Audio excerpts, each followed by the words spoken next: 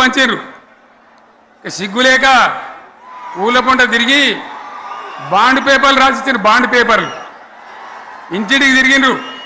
చెప్పిండ్రా? చాలా మంది అడిగిండ్రు.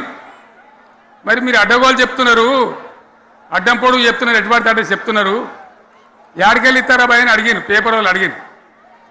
ఇప్పుడు ఆర్థిక మంత్రి ఉన్నాయన టీవీలలో చెప్పిండు, ఆయన ఇస్తాం చేసి చూపిస్తాం, మాది పేద పార్టీ, 120 ఏళ్ళ అనుభవం ఉన్న పార్టీ, మమ్మల్ని మించిన సిపాయిలు లేరు అని ఒకటి జబ్బలు తెరిచే, ఒకటి మెడలు తెరిచే డైలాగులు కొట్టి మేము ఇచ్చేస్తామన్నారు.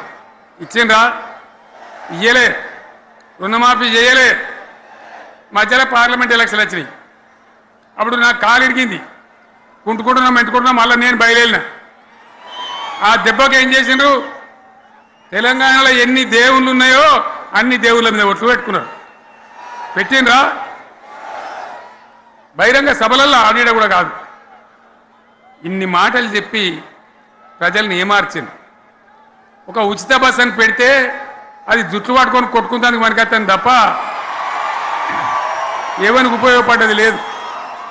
ఆ మహిళలే అంటారు మాకు ఎందుక ఉచిత బస్, దరిద్రం, మాకు అవసరమే లేదు అంటారు. అటువంటి ఒక్క పథకం పెట్టి ఇక ఇప్పుడు మళ్ళీ పెద్ద నోరు పెట్టుకొని వాళ్ళే మాట్లాడతారు.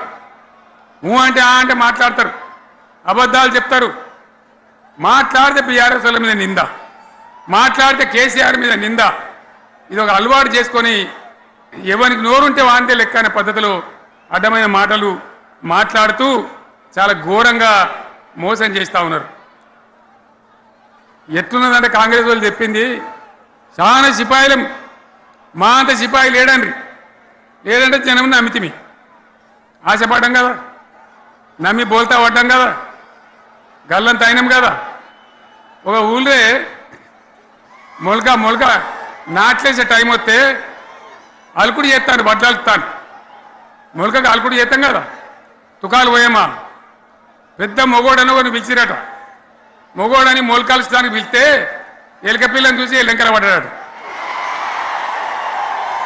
ఇక మా అంత సిపాయి లేరు, మేము తెచ్చే ఇస్తాం, 6 సందమామలు పెడతాం, 7 సూర్యులు పెడతాం అని నమ్మబలికి ప్రజలను దగా చేసి మంచిగున్న తెలంగాణ నాగం పట్టించి ఓట్లు వేయించుకొని ప్రజలను మోసం చేసిండ్రు, దగా చేసిండ్రు. ఈ మాట నిజం, మీ అందరికి తెలుసు. ఇవాళ ఏం మాట్లాడతారు? మమ్మల్ని ఎవరు నమ్ముతలేడు, మాకు అప్పు ఉడతలేదు, యాడికెళ్ళి తెచ్చియాలి అని ఇప్పుడు మాట్లాడుతున్నాం. అప్పుడేమో మాకు అపారమైన అనుభవం ఉంది, మేము చేస్తామన్నారు.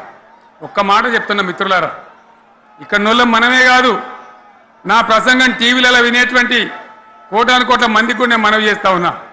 ఇంత మోసం ఉంటుందా? ఇంత దగా ఉంటుందా? ఓట్లయితే రాని అవతల పడదామని ముచ్చట్నా? ఎంతవరకు ఇది కరెక్టు? తెలంగాణ ఎంత మంచిగా పోయేది, ఇప్పుడు బొందలు పడగొట్టినరా? ఎంత ఘోరమైనటువంటి ఫలితం మనం చూస్తున్నాం. ఇవాళ ఏం జరుగుతూ ఉంది? మళ్ళీ అన్ని మోపైనాయి. ఇక దుకాణం పెడతామన్నారు, లొల్లు పెట్టిండ్రు, బొబ్బ పెట్టిండ్రు. ఇక ఓట్లయినాక ఎత్తాడు, తవ్వడు, మోయాడు. బాయి పడతాం జోరుగా చెప్తే 6 నెలల ఏమయ్యారంటే ఇక ఆయనతో రేపు అవుతుంది, ఎల్లుండి అవుతుంది, సంక్రాంతికి అవుతుంది, దీపావళికి అవుతుంది, మార్చి 31కి అవుతుంది. మార్చి 31 లేదు, మన్ను లేదు, ఏది కూడా చేసింది లేదు. మొత్తం ఆర్థిక పరిస్థితిని దెబ్బతీసింది.